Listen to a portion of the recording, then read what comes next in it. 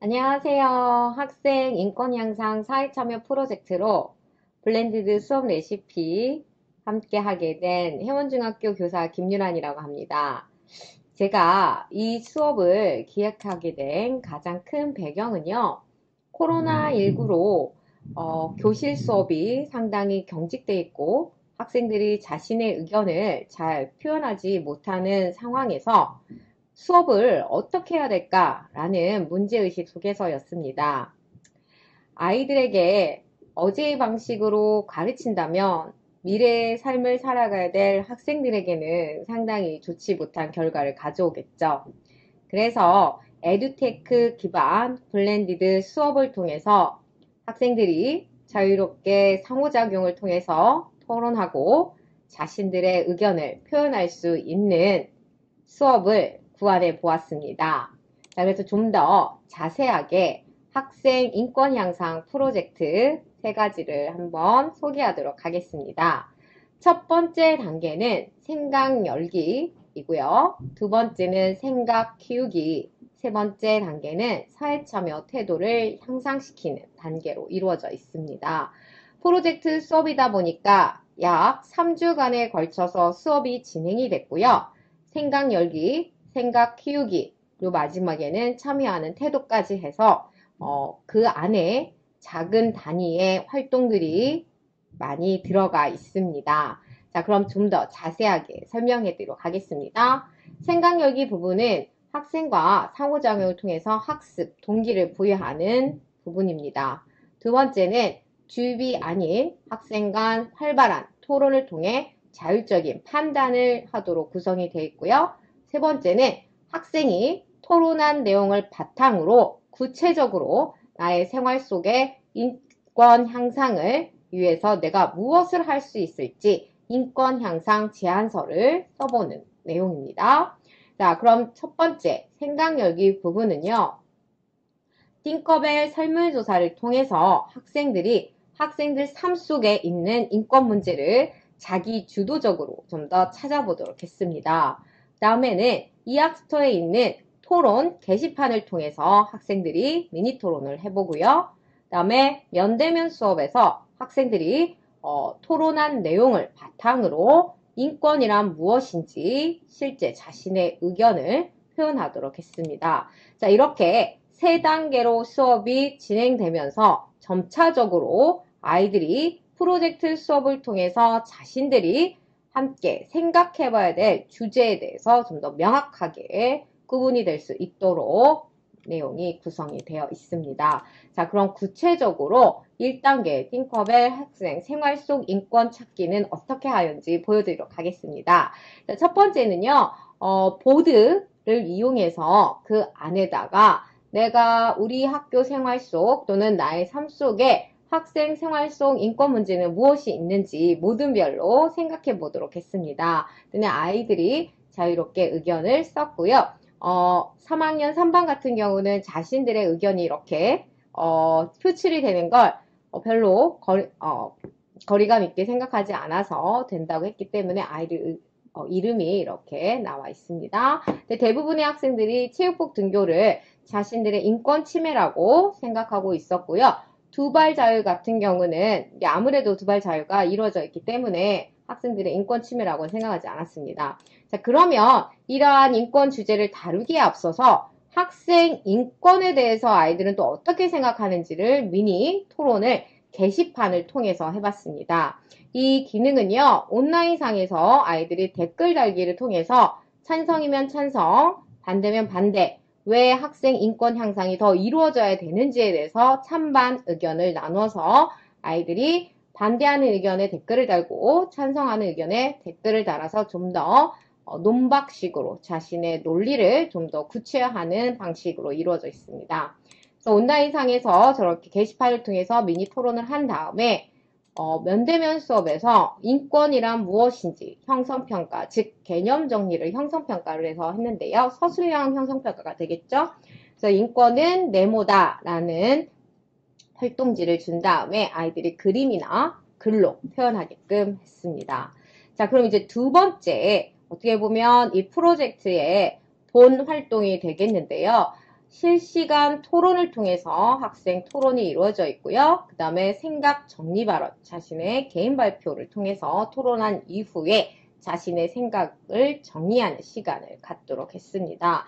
자, 두 번째 단계는요. 실시간 토론에서 교사가 토론을 주도하지 않고 아이들이 주도하는 토론을 했고요. 사회자를 뽑고 그 다음에 서기를 아이들이 뽑아가지고 토론 구성을 어떻게 하고 토론 순서는 어떻게 돼야겠다. 아이들끼리 모든별 활동을 통해서 이야기를 나눈 다음에 실제 토론이 이루어져 있습니다. 자, 그러면 아이들이 토론한 내용을 제가 이제 보여드리도록 하겠는데요.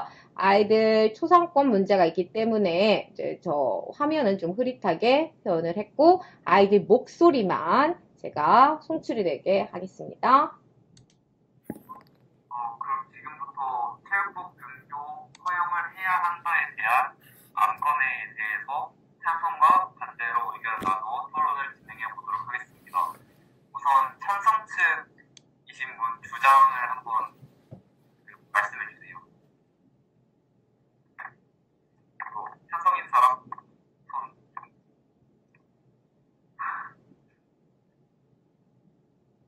김예원? 3학년 8반 4번 김예은입니다. 저는 체육복 등교에 대해서 찬성하는 입장입니다. 왜냐하면은 교복은 이제 입었을 때 수업을 듣는 과정에서 굉장히 불편함을 많이 느끼게 됩니다. 2018년 2학기에 인천전자 마이스터고의 설문조사에 따르면은 학생 94% 자, 이렇게 학생이 주도가 돼서 아이들끼리 토론을 했고 토론은 근거, 자료를 대서 이렇게 반박하고 그 다음에 주장을 펼치는 이러한 내용의 찬반 토론을 진행합니다. 자, 그러면 이제 이러한 토론을 진행한 다음에 약 1시간 정도 진행을 했고요. 느낀 점을 발표하는 식으로 해서 실제 아이들 태도를 형성평가를 통해서 아이들이 느낀 점을 발표를 했고요. 아이들의 느낀 점을 적어내라고 했을 때 다양한 의견을 서로 이야기하면서 생각이 더 명확해졌다는 아이도 있었고 토론을 하면 뭐하냐 교복 자유화 즉 체육복을 입고 등교한다고 한들 그거를 우리끼리 토론해봤자 교장선생님이 반대하면 끝이다 라고 해서 이거에 대해서 좀 회의적인 학생들도 있었습니다. 그리고 저는 이 프로젝트 수업 자체가 면대면에서 이루어지는 블렌디드 수업 과정 중심 평가가 되기 때문에 아이들에게 이렇게 평가지를 주었습니다. 동료 평가지를 준 다음에 아이들이 토론에 참여하는 자세, 경청을 하는가, 그 다음에 아이들이 논리적인 근거로 주장을 발표하는가, 사회자는 어떻게 진행하였는가, 판정단은 어떻게 했는가, 이렇게 아이들에게 이렇게 찬반을 나누어서 동료 평가지를 나눠주고 나중에 수업 마무리에, 그러니까 이 단원 마무리에 과정중심 평가에 반영을 했습니다. 세 번째는 이제 가장 이 프로젝트의 어떤 꽃이라고 볼 수 있는 토론 이후의 활동입니다. 아이들이 사회참여 태도를 기르는 게 이 수업의 가장 큰 목적이었기 때문에 교복 자율화, 즉 체육복을 입고 등교하는 거에 대해서 아이들이 찬성이 의견이 더 많았고 이게 더 주장이 논리적이라고 한다면 이 문제를 해결해서 어떻게 할 것인가에 대해서 아이들이 인권 향상을 위한 참여 제안서를 만드는 내용이었습니다. 그런데 아이들한테 무턱대고 자 참여 제안서 쓰세요 라고 하면 아이들이 잘 못하기 때문에 일단 사회참여 예시를 아이들한테 소개를 하고 두 번째 활동에서는 사회참여 계획서를 작성하도록 하였습니다.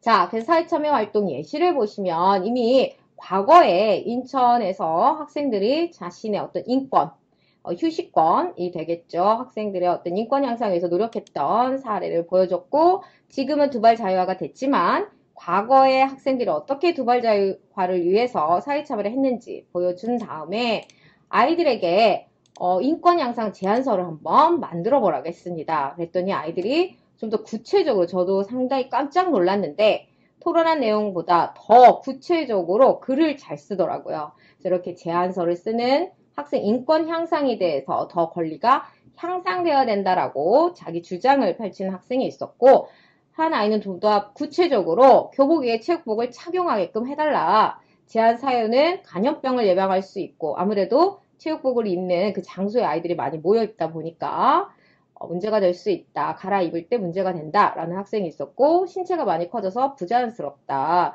신체 자유를 허용해달라. 이렇게 말하는 학생도 있었습니다. 그래서 이 학생은 실제 교장 선생님을 찾아갔더라고요. 저는 이 제안서에서 끝내려고 했는데 아이들이 오히려 이 토론 활동을 통해서 이렇게 회의적이었던 아이들이, 저는 몰랐는데 제가 이제 기획회의에 들어갔는데 교장 선생님께서 요즘 3학년 아이들이 버릇이 없다고 교장실에 와가지고 체육복 등교를 입고 허용해달라고 주장을 했다. 아주 버릇없다고 하셨는데 제 속으로 와, 이번 수업 성공했네 라고 했어요. 제 수업이었다고 말씀을 못 드렸지만 아이들이 이렇게 구체적으로 자신의 문제를 토론을 하고 인권 향상 제안서를 쓰면서 내가 무엇을 할 수 있겠다. 내가 앞으로 우리 학생 인권을 향상시키기 위해서 무엇을 할 수 있다는 게 명확해졌나 봐요. 그래서 실제 교장 선생님을 찾아갔다는 그 얘기를 듣고 뿌듯하더라고요. 그래서 인권 향상 제안서를 작성하면서 이 프로젝트 수업은 끝이 났습니다. 그런데 제 수업에서 이제 블렌디드 수업을 팁을 얻자면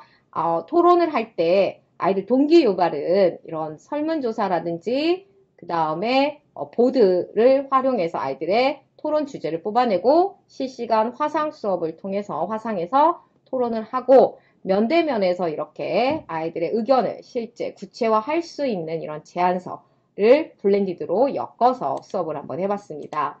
그리고 개념 정리도 사실 온라인 에듀테크 기반이 많이 활성화되어 있기 때문에 멘티미터를 활용해서 이 제안서를 작성한 이후에 아이들이 인권을 어떻게 생각했는지 토론 이전과 이후를 비교를 해봤는데요. 종이에 인권이란 무엇이다 쓰는 것보다 멘티미터를 활용해서 아이들이 인권이란 무엇이라고 생각하느냐라고 했더니 아이들이 훨씬 더 구체적으로 인권은 무엇인지를 더 잘 표현하는 걸 알 수가 있었습니다. 그래서 여러분들이 좀 더 에듀테크 수업을 잘 활용을 하신다면 지금 Z세대라고 하죠. 아이들에게 블렌디드 수업을 훨씬 더 효과적으로 전달할 수 있을 거라 생각합니다. 저는 지금까지 제 수업 참여하는 민주시민 수업 설명해 드렸고요. 자, 여기까지 함께 해주셔서 감사드립니다.